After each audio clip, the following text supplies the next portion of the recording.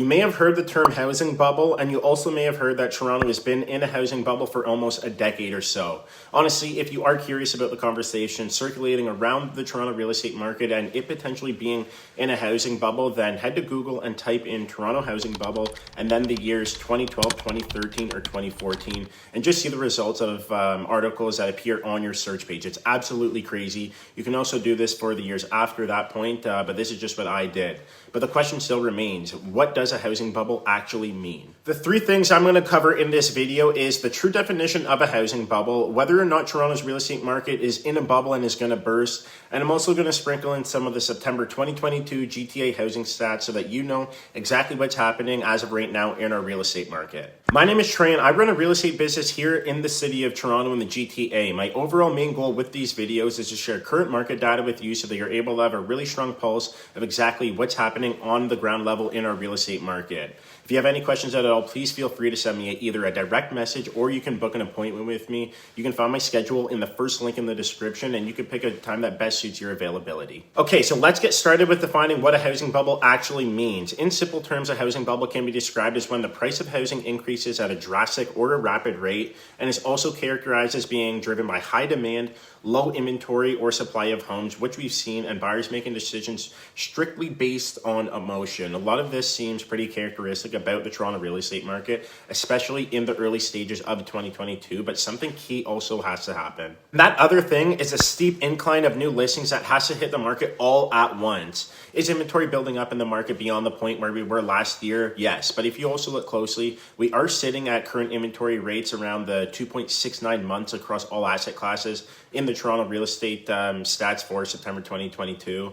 But when you are looking at this metric, it is also important to look at your specific market. I do a lot of work in Toronto condos, and the inventory rate there is around the 3.3 to 3.6 month mark of inventory, which means that we are in a balanced market. And that is for the CO1 and the CO8 area codes of the city that make up the downtown core. But when you're going back and we're looking at this, we do have to be above 6 months to be in a buyer's market, right? So we're sitting somewhere in a balanced market right now, and we have transitioned from being in a seller's market. Now, there have been a lot of articles circulating the internet in the real estate space as of late, but there's one in particular that I want to talk about, and the title is Toronto takes first place as being the largest housing bubble in the world. I've talked about this article with a couple people on my Instagram as of late, but it's crazy. We're beating LA, New York, Paris, Hong Kong, and the list of other large cities around the world behind Toronto in this report is pretty shocking.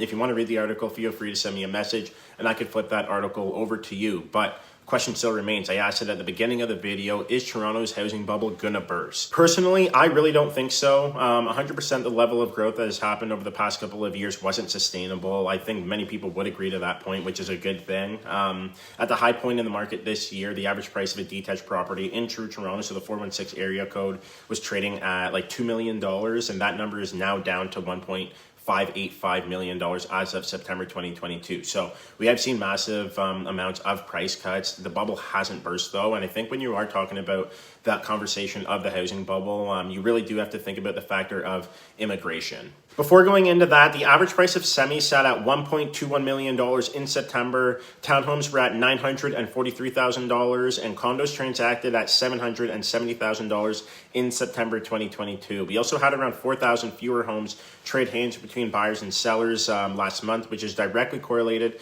with the fact that the Bank of Canada keeps increasing those interest rates. The next meetings for that governing body are going to be taking place on October 26th and one last time in December. So mark those down on your calendars. We may see the price of borrowing increase again. No doubt will prices continue to push down as the Bank of Canada tries to fight inflation and continues with their rate hikes. But demand for homes isn't becoming any less than what it was before. I think that's something that we all have to remember. We're already millions of homes short to begin with, and we're still having 400,000 plus people coming to Canada each year. A large portion of them are coming to the GTA, as we know.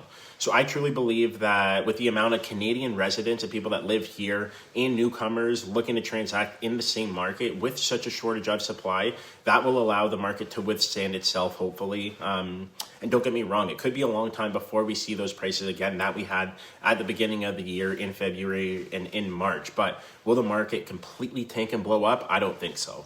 That concludes this video. I really hope you all found value in the information shared today. I want to know whether you think Toronto is in fact the largest housing bubble in the world, and if the bubble is going to be bursting anytime soon, or if we're going to be fine in due time once confidence comes back into the market. Let me know. Drop a comment down below. Give this video a like if you like this type of real estate content, and be sure to subscribe to the YouTube page. Peace.